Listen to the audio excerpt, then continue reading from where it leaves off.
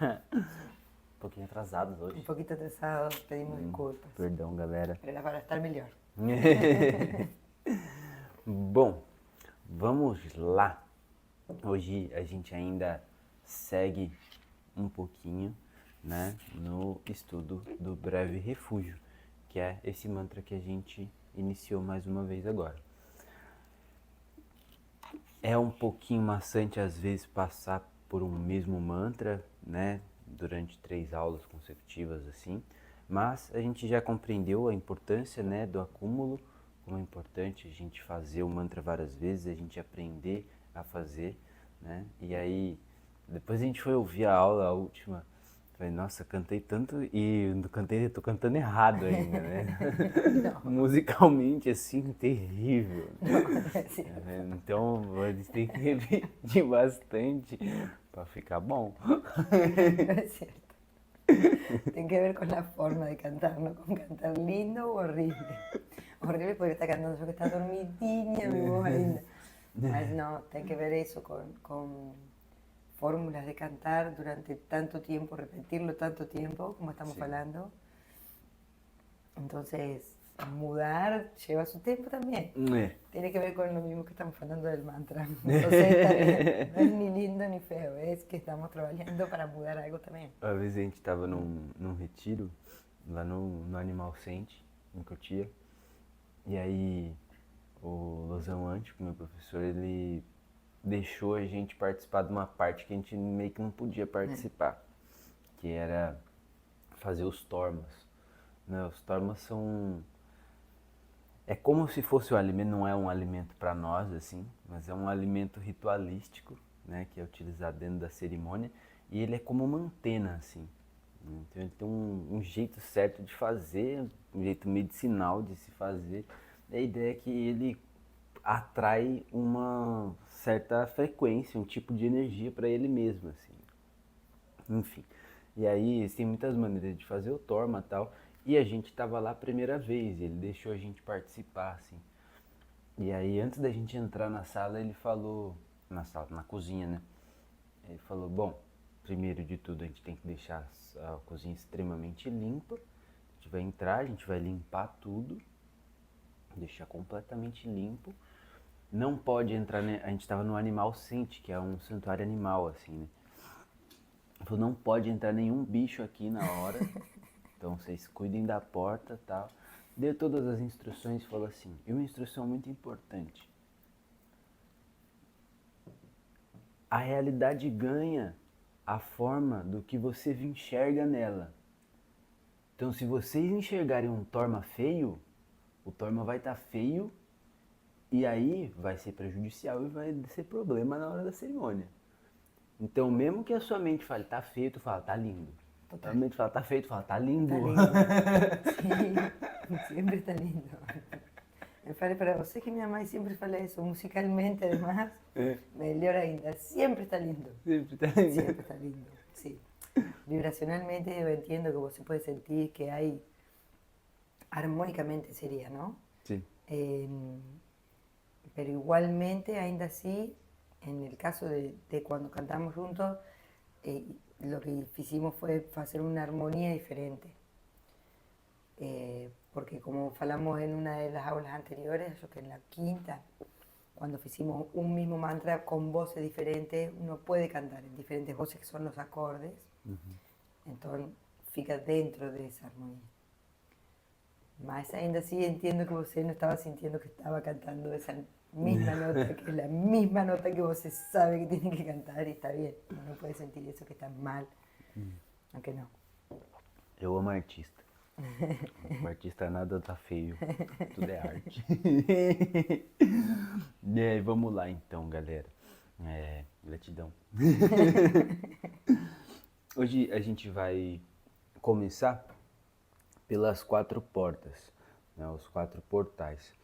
Então, 4 é um modelo muito particular de utilização desse ensinamento. Normalmente ele é passado como 3 na maior parte das escolas. Na nossa escola a gente aprendeu 4, né? Porque normalmente, tradicionalmente, se fazem 3 toques em 3 pontos do corpo, e em quase todas as práticas tântricas a gente usa 3 portas, né?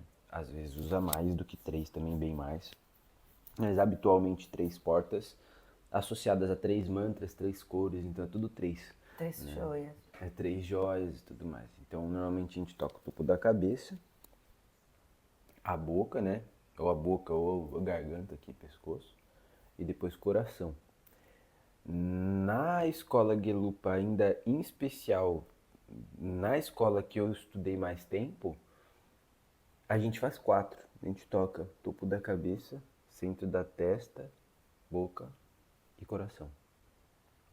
E aí a gente fala que esses são os 4 portais, ou as 4 portas, né? Que é a porta do corpo, no topo da cabeça, a porta da visão, no centro da testa, a porta da fala, na boca, e a porta da mente, no coração.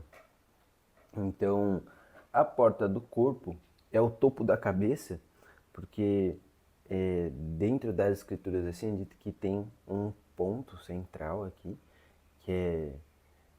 Eu nunca me lembro se é Brahmarandra ou se é Brahmachandra.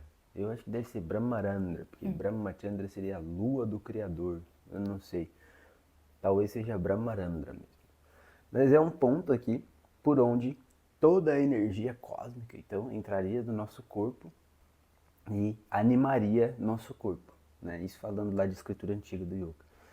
E então tem-se essa ideia de que essa é a porta de acesso ao corpo, né? Que a energia que anima o corpo ela começa no topo da cabeça. Isso é uma das perspectivas, existem milhares de outras, né? Mas a gente pode entender como uma forma de prescrição prática. Quando a gente aborda esses temas, a gente nunca vai abordar de uma maneira objetiva, como se as coisas fossem uma realidade sólida, como se fosse uma realidade. Aqui então é a porta do corpo. Não, isso é uma prescrição dada por uma prática. Então, na nossa prática, a gente pode mentalizar que a energia entra no topo da cabeça e preenche nosso corpo. Normalmente eu uso assim. E para nós isso é assim, para nós isso funciona assim. Para outra escola, para outro, não é único, digamos. para outro sistema, muda. Falar, tá, mas quem tá certo, qual é o correto? Todos. Por quê? Porque essa ideia de canal de energia, de chakra, bindo, tudo isso que a gente escuta por aí são fórmulas práticas prescritas para objetivos específicos. Né? Por que eu falo assim, para estar bravo, né? Prescritos, porque existe hoje uma ideia de, por exemplo, sistema de chakras, e aí alguém fala assim, são 7 chakras, 7 cores, 7 mantras, como se isso fosse objetivo, como se fosse uma coisa rígida, é assim e pronto. E não é, nunca foi. Esse é só um dos sistemas existentes. Outras várias escolas têm outros sistemas existentes, às vezes há mais tempo do que esse. Na verdade, esse nunca foi escrito numa escritura, ele foi uma invenção ocidental. Né? Quem criou esse sistema de chakras foi Charles Webster, né? Que é um teosófico, na verdade. Então, ele não rápido igual, ¿eh? Estuvo rápido, ¿no? E então, tá maravilhoso. Funciona. Sim. Maravilhoso. Mas não é o único. E essa é a diferença entre uma coisa que ela é prescritiva e uma coisa que é descritiva. Então, descritiva é assim. Sendo budista é difícil dar uma descrição das coisas. Mas descritivo é uma coisa que a gente está descrevendo como é. Então, dando as características de um fato como ele é. Então eu estou descrevendo uma coisa. Na nossa realidade mais objetiva, assim, a gente pode falar, isso aqui é uma caneta. Aí eu vou descrever a caneta. A caneta tem tampa azul. A caneta tem tinta azul. A caneta tem o biquinho marrom. E assim por diante. Então eu estou descrevendo uma realidade objetiva, real aqui na minha frente. Prescritivo é tipo falar assim, imagine que a tampa da caneta azul flutua no ar. A tinta sai de dentro da caneta e escreve sobre o ar alguma coisa. Tá vendo? É uma criação, é um invento, é uma coisa que eu tô te falando para imaginar. Eu tô falando, usa a sua imaginação para ver assim. Então eu tô te prescrevendo uma coisa. Entendi. Então, o prescritivo é o professor escrever uma coisa de acordo com o que você precisa, ou uma escritura antiga está falando uma coisa de acordo com algo que precisa ser experimentado. Então a gente imagina que funciona daquela maneira. Então isso serve para as quatro portas, isso serve para os chakras, isso serve para meridianos de energia, isso serve para tudo. E aí vocês vão encontrar uma divergência na minha fala e na fala do Greg e da Hal quando vocês forem estudar MTC. Já vou explicar por quê, caso haja essa integração nos estudos. A MTC ela foi embasada em uma escritura taoísta, né, primordialmente, numa época em que o taoísmo teve uma interação com as tradições tântricas. Só que o chinês é assim, né? Você já viu os chineses fazendo matemática? Eles, de repente, eles resolvem as coisas de uma maneira muito doida, assim, e muito bem feito, e aquilo vira um novo sistema. Então eles pegaram um sistema tântrico que operava, assim, e eles estudaram tanto, tanto, tanto, tanto, tanto detalhadamente, que eles de fato encontraram meridianos objetivos. Então, na medicina tradicional chinesa, se tu falar que é aqui, tu aperta o ponto aqui, e aquilo alivia sua dor de cabeça, não é prescritivo, é objetivo. Sim. Mas o único sistema de canais de energia que é objetivo é o da medicina tradicional chinesa. Não existe outro que seja objetivo dessa maneira. Os tântricos antigos e tudo mais, eles são prescritivos. Eles estão te falando, imagine que o da medicina tradicional chinesa não, eles foram tão a fundo na coisa, estudaram tanto, Entiendo. que eles descobriram Cada punto cada con su función. ponto com a sua função, sim. Qué bien. Perfeitamente. Então, o da medicina tradicional chinesa é objetivo, né? É descritivo. Falei um montão de coisa que nem estava prescrita para eu falar. Está bien. Podemos continuar en el aula siguiente también. Mas tudo isso para dizer então que sempre que a gente falar, imagine um círculo luminoso no topo da sua cabeça, onde é a entrada do seu corpo. A gente está falando, imagine que, e funciona daquele jeitinho que a gente falou. Funciona porque a gente está visualizando, então o nosso corpo responde ao que está sendo visualizado e assim por diante. Bem, então, quando eu estou interagindo com a prática completa, e eu estou fazendo a visualização, né? Eu estou chegando no céu, né? E estou pedindo para o Guru abrir o portão do Palácio Celestial para eu entrar. Então, eu toco o portal do corpo, né? Eu estou pedindo para que meu corpo receba essa energia e tudo que está sendo experimentado dentro desse salão celestial. Una apertura. É uma abertura. E aí, eu abri o meu corpo para receber isso. E aí eu venho e toco na segunda frase, né? Então, Namo Guru, Namo Buddhaya. E aqui eu toco o centro da testa, que é a porta da visão, né? Então eu estou pedindo para que eu possa ver com clareza, né? É como se eu estivesse pedindo despertar também, né? Porque eu estou saudando ao estado desperto da mente. Então eu toco o portal da visão para que eu veja como se é visto a partir do estado desperto, né? Que eu possa ver a realidade tal como ela é, né? Então na visualização ela é uma criação, a gente está lá e a gente entrou no salão e viu aquele grande diamante ao centro, né? E a gente pede para que a gente consiga ver, ou seja, a gente está pedindo para ver o Dharma, a gente está pedindo para ver a própria mente, né? E aí depois a gente vem e toca a boca, fala Namo Dharmaya. Quando a gente toca a boca, aí fica mais fácil fazer o link com a ideia do Dharma que a gente está experimentando aqui, que é o Dharma falado, né? Então, A fala do ser desperto, ela expressa o Dharma, né? Não que a gente seja o ser desperto e a gente esteja expressando o Dharma. A fala de um ser desperto, ela expressa o Dharma, verdadeiramente. A gente que é papagaio, a gente pega o que o ser desperto falou e a gente imita e fala igual ele falou. Então a gente vai lá, pega falou isso. Ah, tá bom, vou falar isso também. Então a gente vai e fala isso também. Comunicación. Misión comunicación. A papagaiada. Então, o Dharma tem o seu fator último e tem seu fator relativo.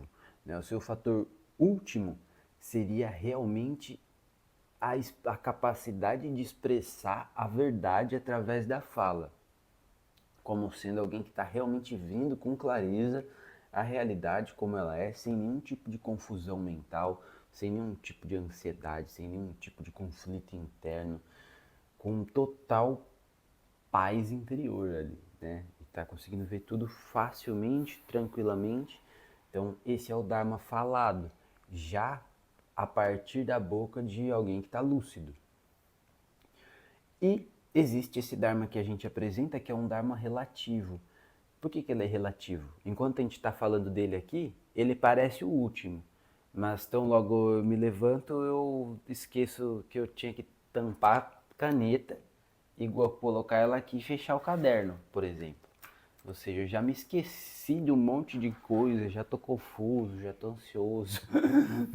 Tarefas pendentes. Tarefas pendentes. Então, nesse momento, ele expressa um pouco do que seria o Dharma verdadeiramente, mas ele é relativo porque eu dependo de condicionantes. Como a gente está dando aula disso, Porque tenemos que hacer las sonorizaciones. Lo vamos a hacer ahora, por favor. Por favor. Voy a intentar imitarlo. Então, é isso, né? Dentro da própria linguagem dos ensinamentos a gente tem essa explicação de uma dupla realidade.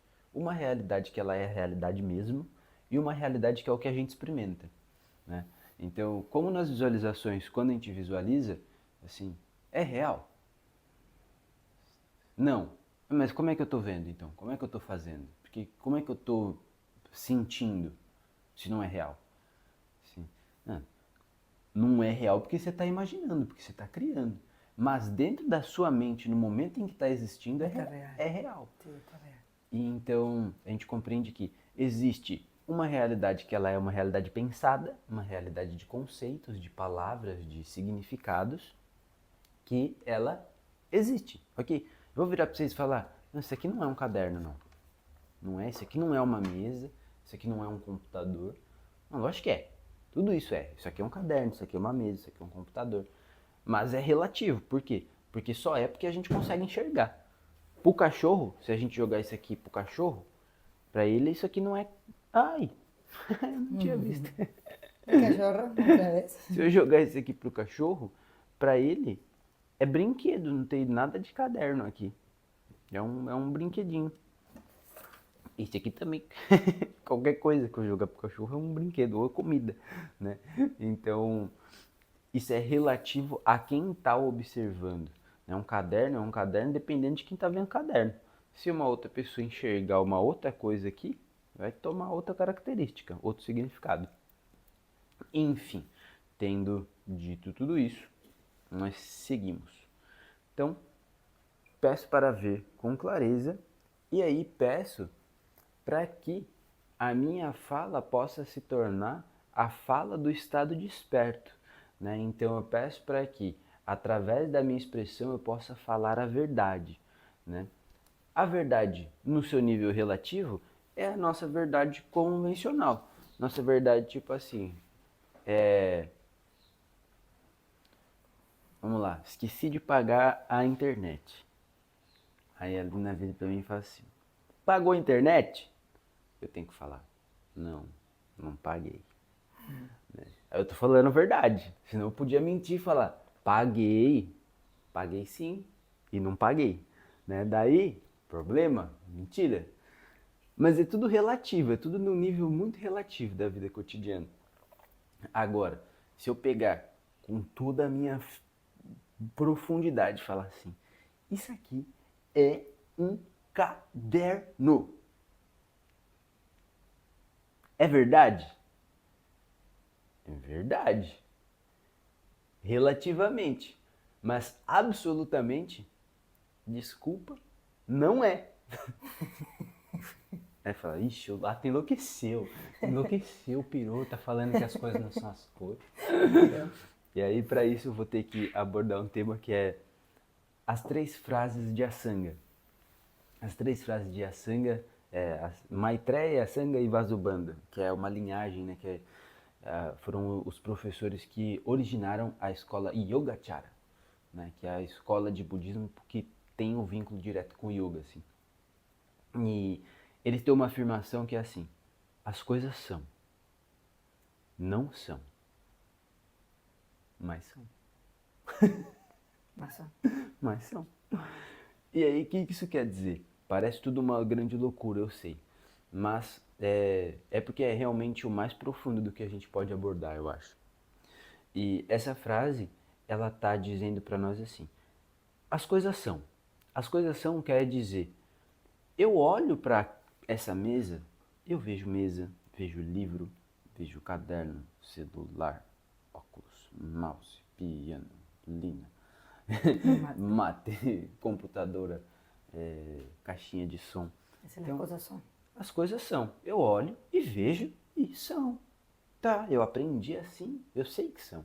Então, é uma vez que eu aprendi. Aí, eu começo a analisar com profundidade. E vou analisando. Falo assim, se eu pegar isso aqui, tirar esse rolinho, tirar todas as folhas, separar as folhas, tirar as capas, separar a capa, rasgar tudo. Tem caderno aqui? O caderno ele é inerente a esses objetos? O caderno ele existe de maneira independente ou ele depende de algumas coisas para existir? Não, pô. O caderno depende de ter folhas organizadas com linhas, não sempre, né? Mas esse aqui com linhas.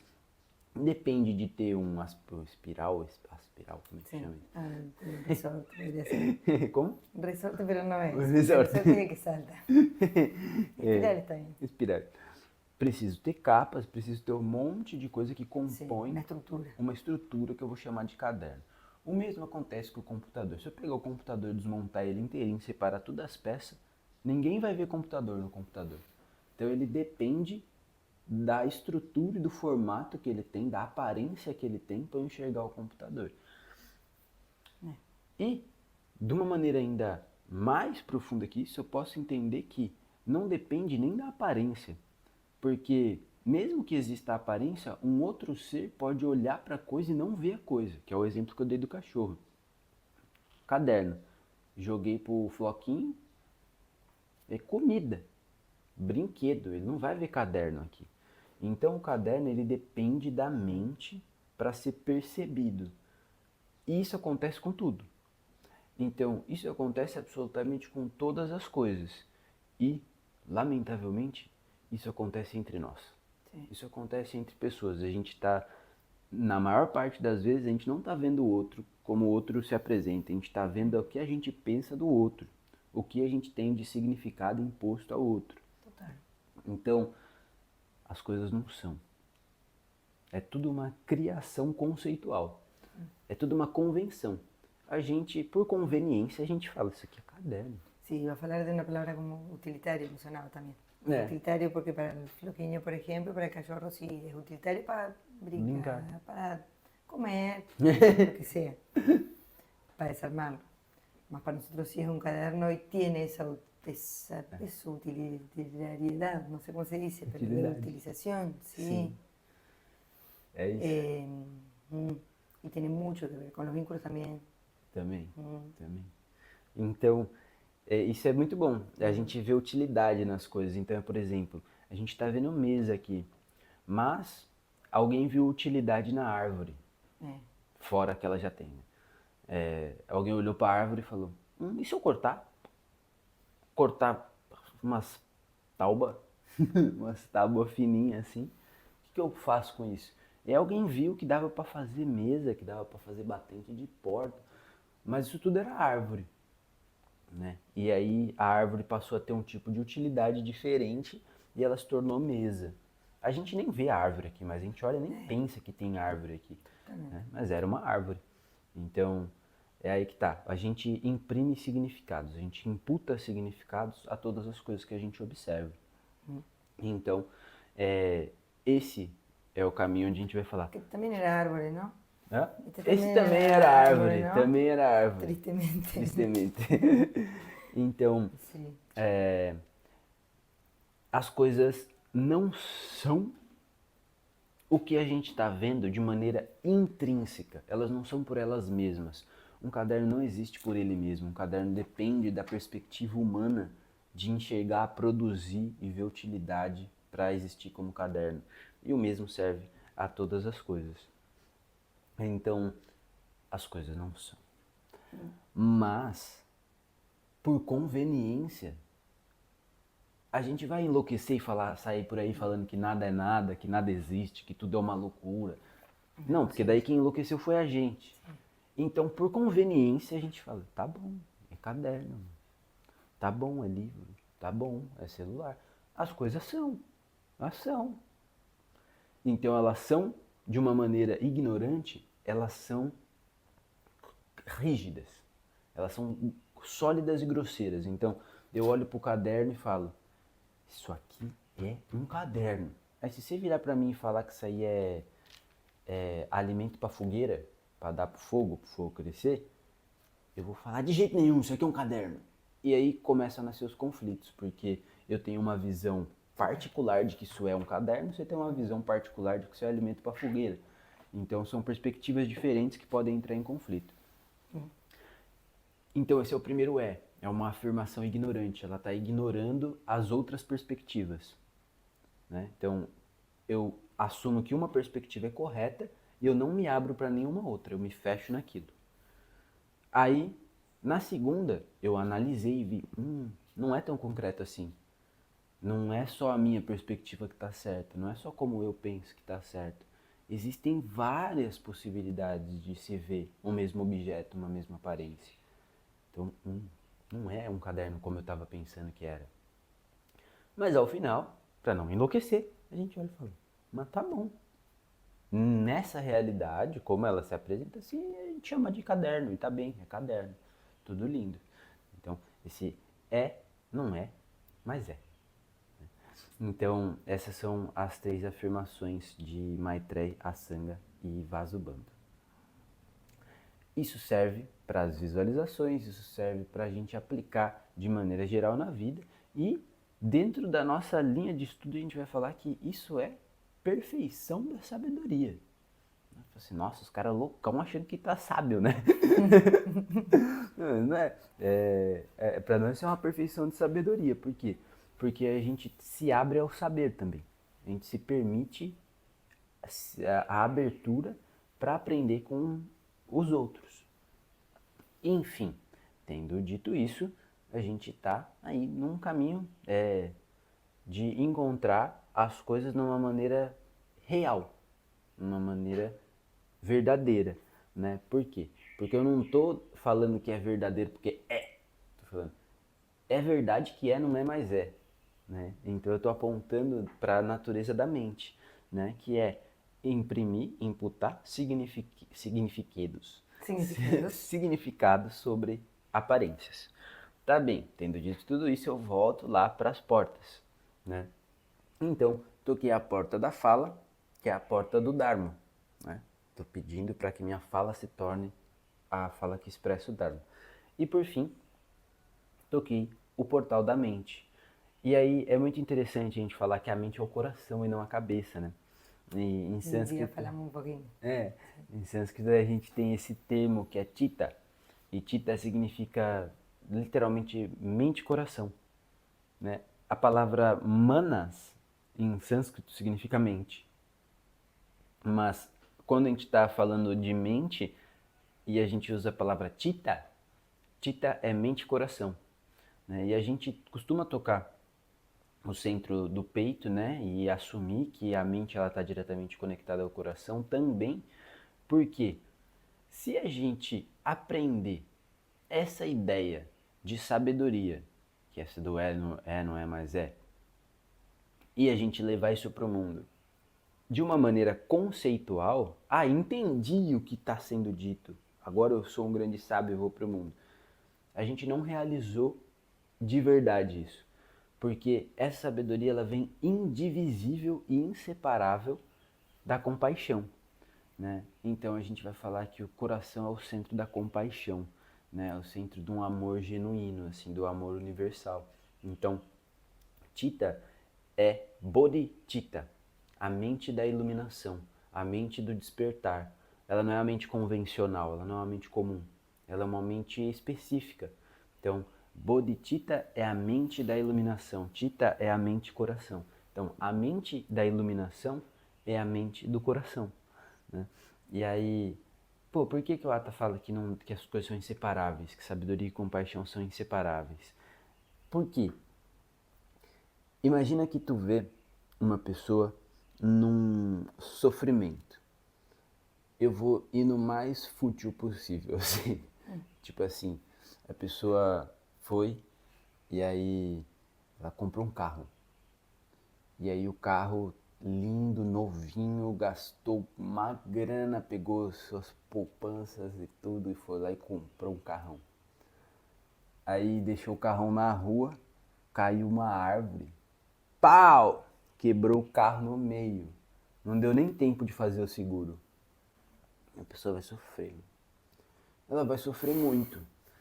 E aí tu olha e tu vai sentir compaixão por uma coisa dessa. Você vai falar, nossa, que triste, cara. Eu não queria que acontecesse isso com essa pessoa. E ao mesmo tempo tem internamente a sabedoria. Então tu tá olhando e tu vai falar, pô, essa pessoa tá sofrendo, mano. Ela vai sofrer por isso. Eu não queria que ela sofresse. Daí tu vai tentar ajudar ela de alguma maneira. Não sei como nesse caso, né? Ainda mais sendo pobre. Né? Não sei como eu ia ajudar, mas eu ia tentar ajudar. Sim. Nem que fosse ela se sentir um pouco melhor. A gente tenta dar significado positivo, né? Imagina, tu podia estar dentro do carro. Né? Tu tava fora. Não acontecido coisas piores. Né? Musicalização triste.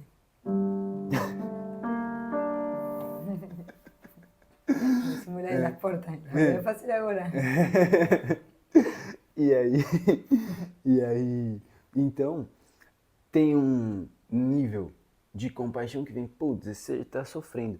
Só que ao mesmo tempo, tem um nível interno de lucidez que fala assim, meu, esse ser tá sofrendo por uma ilusão. Porque, tudo bem, é dinheiro, é recurso, podia ter tempo e tudo mais. Então é um sofrimento real e válido. Sim, é real e é válido.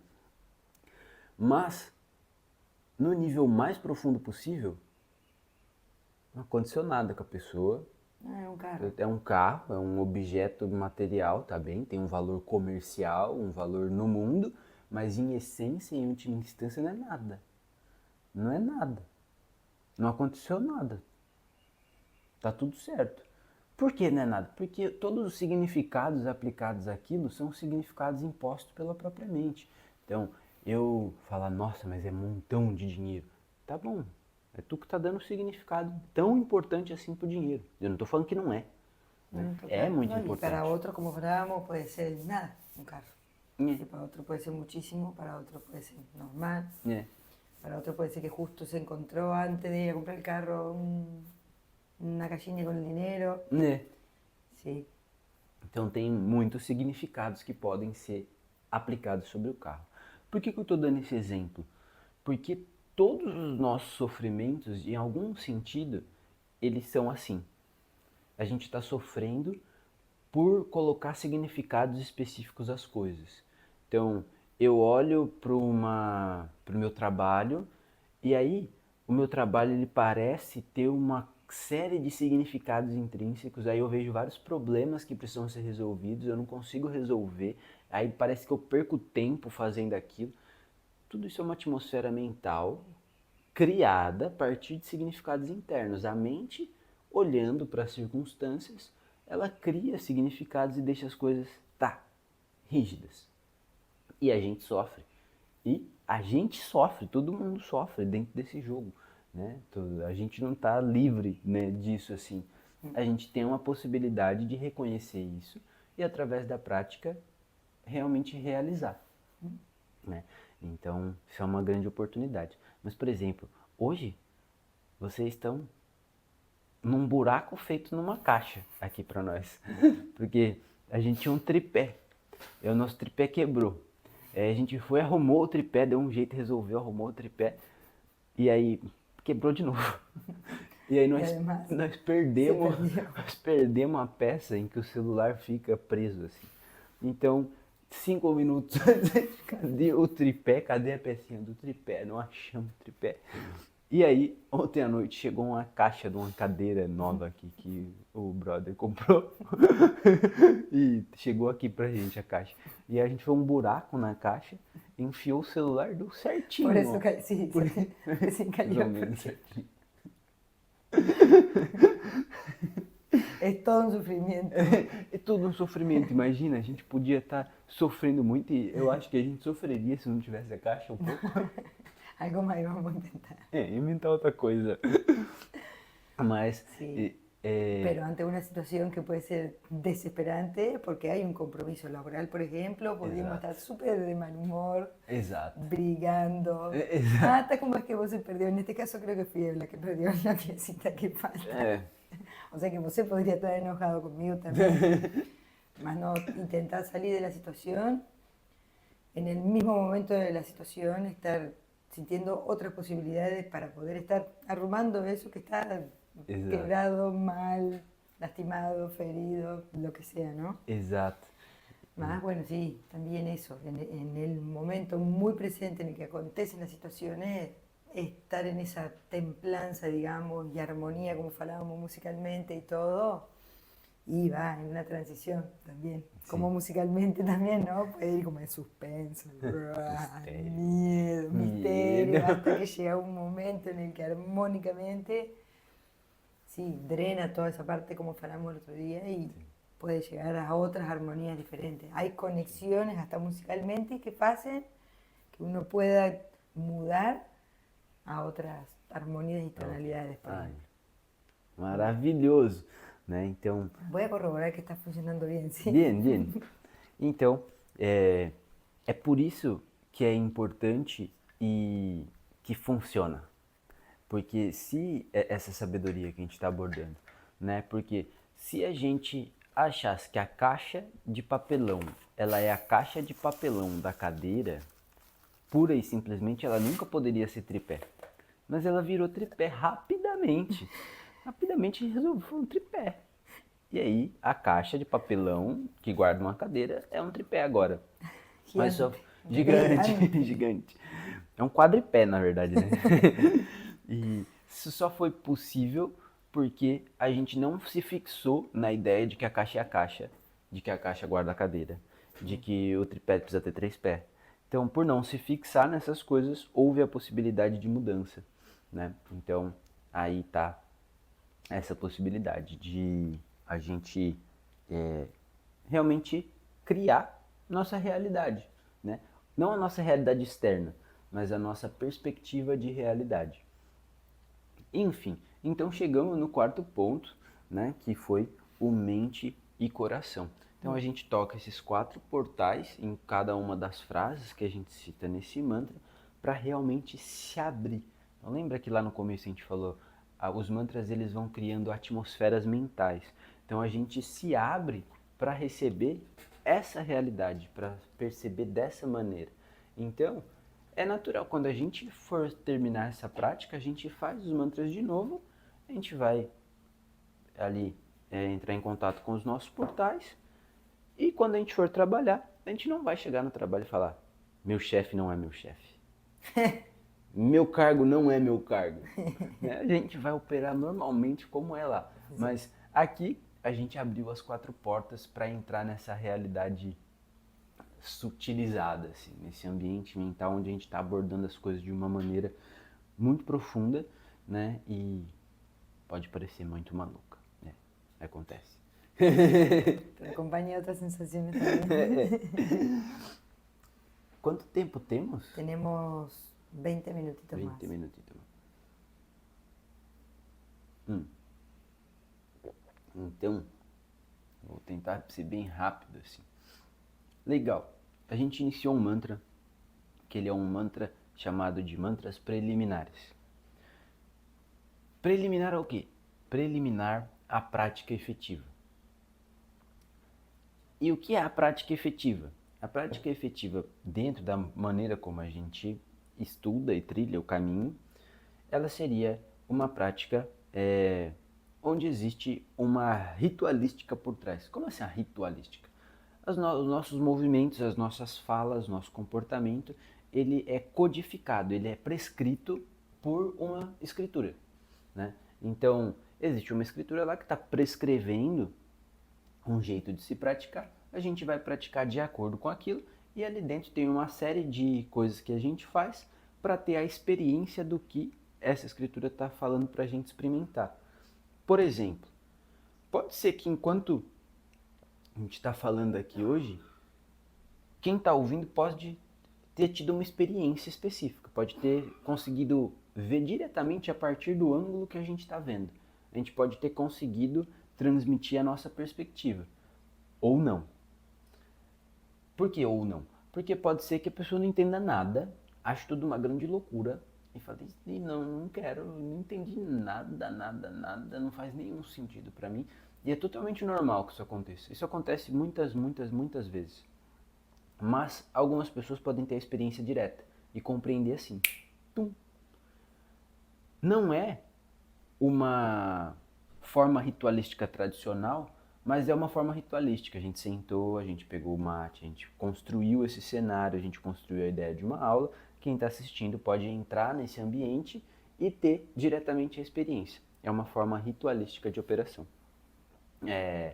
Dentro da sadhana, dentro de uma escritura que prescreve uma prática, é da mesma maneira, só que os rituais, por exemplo, vão ser gestos com as mãos. Então, numa cerimônia eu vou fazer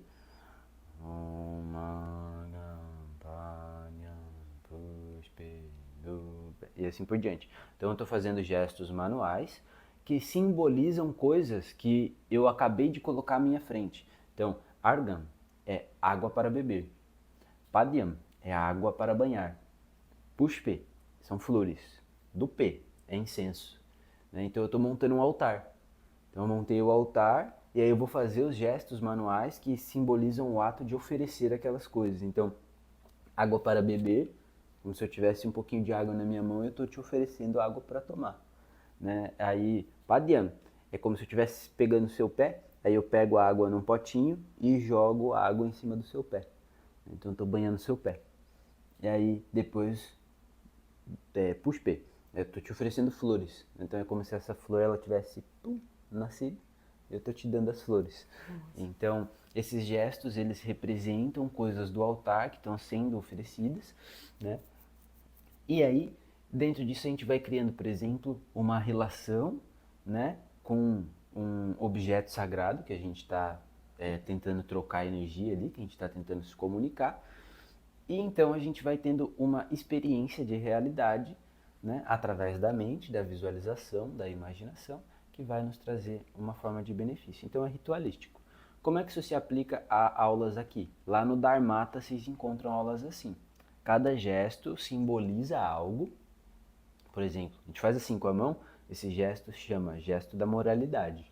A gente faz assim com a mão, esse gesto é o gesto da generosidade. A gente faz assim, é o gesto da diligência. Faz assim, é o gesto da concentração. Né? Então, tudo isso vai trazendo uma realidade para a nossa mente. Perfeito. Então, essa prece, ela abre o nosso ritual.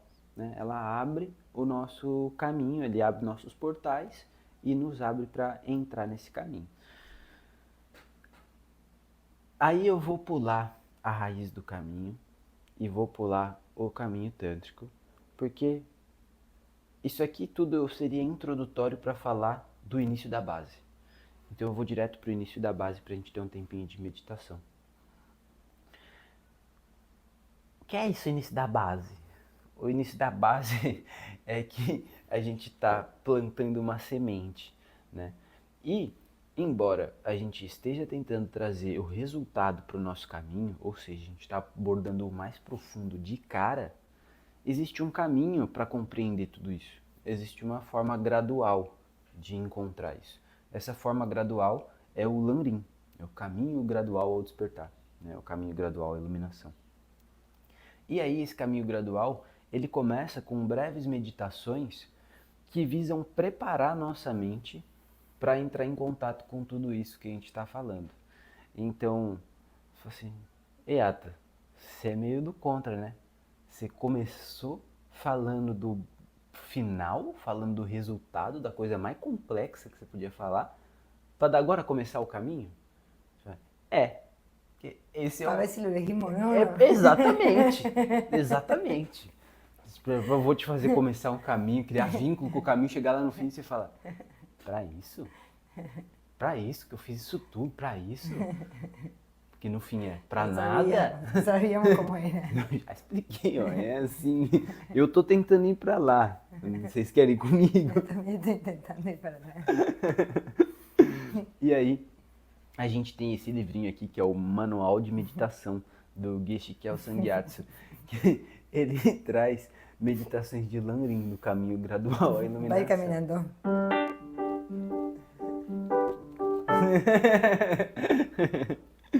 E aí, a gente vai começar hoje com a... Eu mudo tudo. Eu falo que tem que seguir o que os mestres falaram, eu vou mudando tudo. Porque aqui ele vai falar que a primeira coisa é confiar no seu professor. Mas como às vezes parece que eu sou professor, eu falo, não confia em mim não. Então eu pulo essa parte. Confia em mim pra quê? Nos ponemos todos estudiantes. Então, se for assim, aí beleza, aí nós podemos confiar no professor, que é o Geshe. Mas para evitar confusão de alguém errar ou não falar alguma coisa e a pessoa fala, vou seguir o Ata. Imagina, vou levar ela para onde? Não sei para onde eu tô indo.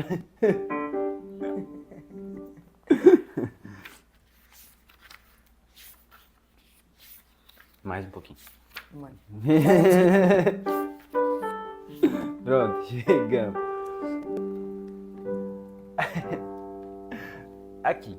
Então, a gente está no escopo inicial e a primeira etapa é confiar em um guia espiritual. Eu vou ler, né? Será? Leio? Bem, então, o Geshe diz. É bom, porque daí a gente fala, o professor é o Geshe, o professor é o guia espiritual, né? Ele é o Geshe lá, o Geshe Kelsang Gyatso. Confiar sinceramente em um guia espiritual qualificado é a base de todas as aquisições espirituais. Nessa meditação, vamos gerar uma forte determinação de confiar em um guia espiritual, examinando os inúmeros benefícios decorrentes disso. Então aqui ele está falando preparação. Primeiro, tome refúgio. Então a gente já fez. A gente começou a prática com breve refúgio. E aí, contemplação. Confiando sinceramente em um guia espiritual, ele ou ela me conduzirá ao longo de um caminho que ele mesmo já percorreu. A única maneira de solucionar os meus problemas e tornar a minha vida mais harmônica e saudável é realmente percorrer um caminho que possa me levar à plenitude, à paz e à tranquilidade. Os seres despertos ficarão radiantes comigo. Serei protegido contra todos os males causados por humanos e não humanos. Será fácil abandonar as delusões e as ações não virtuosas. Minha experiência prática do caminho espiritual aumentará. Em todas as minhas vidas, poderei encontrar professores qualificados. Todos os meus desejos virtuosos de atingir condições benéficas e de conquistar a liberação e a iluminação serão atendidos. Então, essa é a ideia de que, se o professor ele realmente compreendeu o caminho, ele entendeu, ele percorreu aquilo, ele realizou aquilo, ele pode te levar ao mesmo lugar, né? Então a gente confia no professor. Então o Geshe passou aí a vida inteirinha, né, estudando e praticando, e a gente pode confiar. O Geshe, né, tem uma possibilidade de levar nós pelo menos a um lugar muito bonito. Meditação. Contemplamos esses benefícios até gerarmos a determinação de confiar no professor. Sinceramente, meditamos sobre essa determinação pelo maior tempo possível. Então, essa primeira meditação do Langlin, ela propõe que a gente encontre vínculo com o professor. Eu gosto mais do que a gente levar um professor externo como caminho, que a gente possa levar o professor interno. Então a gente pode fazer essa meditação lembrando que o professor interno, Guru Tattva, o princípio de realidade que é capaz de aprender e de ensinar, é que vai efetivamente nos conduzir a qualquer lugar que seja. Não é um professor de fora, mas o nosso professor dentro é que vai fazer a gente trilhar o caminho. Então, a gente pode confiar no nosso professor interno. Nosso guia espiritual é a nossa própria mente. Eu acho que essa é a maneira mais lúcida da gente abordar isso. Voy a poner el vecino. Vou tomar mais um mate. Sí. 0808. 7 minutitos. 7 minutos. ¿O quiere cantar una vueltita Cantamos también? uma voltita, Sí. sim.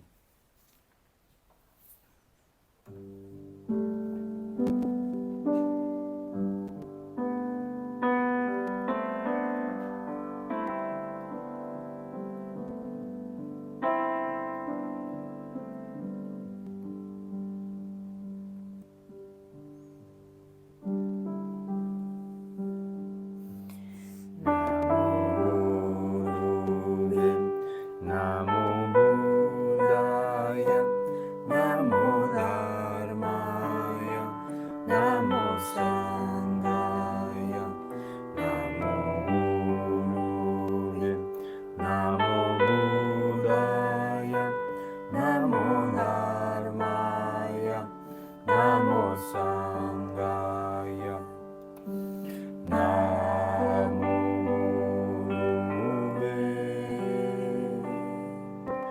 Namo Buddhaya,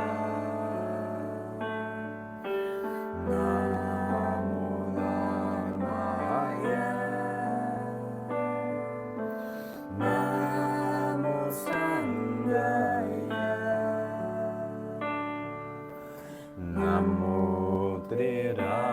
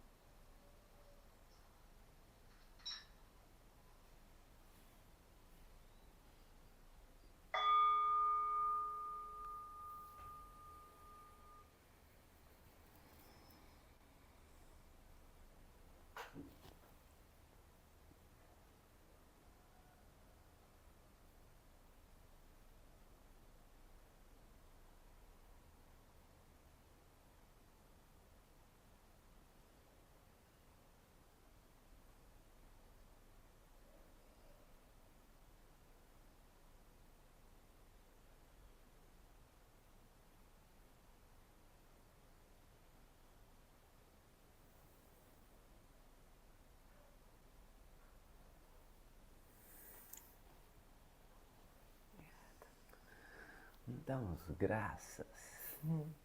Então, que os méritos desse encontro se expandam e toquem a todos. Que os mestres universais da paz e da compaixão, juntamente com todos os mestres de todas as tradições que veiculam essa mensagem, tenham longa vida. Que todos estejam a salvo de gerar pensamentos negativos, o obstáculo mais destrutivo, e que esses pensamentos nunca surjam em nossas mentes, e que todos os seres também estejam livres de pensamentos negativos. Ao longo de minhas muitas vidas e até este momento, todas as virtudes que tenho alcançado, inclusive os méritos gerados por essa prática e todas as que vier a conseguir, ofereço para o bem-estar dos seres sencientes. Possam a doença, a guerra, a fome e o sofrimento diminuir para todos os seres, enquanto sua sabedoria e compaixão aumentam nessa e em vidas futuras. Possamos nós claramente percebermos todas as experiências como sendo tão insubstanciais quanto o tecido dos sonhos durante a noite, e imediatamente despertarmos para compreender a manifestação da sabedoria pura no surgir de cada fenômeno. Possamos nós rapidamente alcançarmos a liberação, para então sermos capazes de auxiliar a todos os seres, sem exceção. Nimo dile tsendele, nimi guyan dile shin, nin sentak tu dile pel, Concho sungi jingi lom, concho sungi nyodru so, concho sungi trashi show. Tachirelê e bom dia! Boa tarde, boa noite.